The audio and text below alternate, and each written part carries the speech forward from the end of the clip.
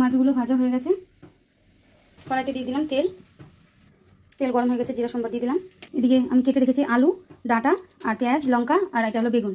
আর আরেকটা জিনিস দিব, এটা হলো কচু। কচু এটা মেখে রেখেছি লবণ দিয়ে, যেন জলটা বেরিয়ে যায়। ঝুড়ি করে কচুগুলো কেটে রেখেছি, এগুলো চচ্চড়িতে দেবো। জিরা সম্বার দিয়ে দেবো পেঁয়াজ, মেরে দিয়ে দেবো ভালো করে।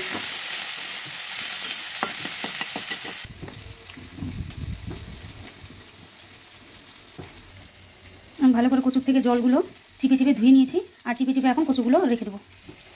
কচুগুলো এরকম ঝরঝরা হয়ে যাবে, ভাজলে ঝরঝরা হয়ে যাবে। আলুর মতন হয়েছে দেখতে, দেখুন। আমার পেঁয়াজ ভাজা হয়ে গেছে, এর মধ্যে সবজিগুলো দিয়ে দেবো।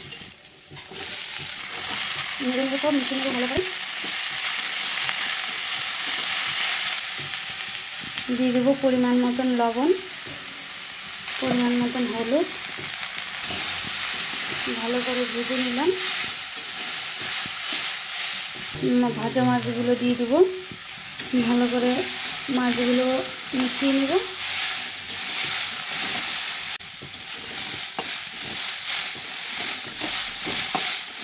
তেলটা খুব কম দিয়েছি, তেলটা একটু কম করছি ইচ্ছা করে। এটাই ভালো করে কম হিসেবে ভাজলে হয়ে যাবে। আর একটু টাইম লাগবে ভাজতে। ঢেকে দেবো, একটু হিটটা কমিয়ে দিয়ে ঢেকে দেবো। সুন্দর ভাজা ভাজা হয়ে গেছে।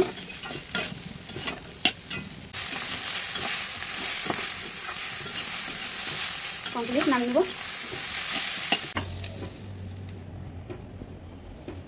চচ্চড়ি কমপ্লিট।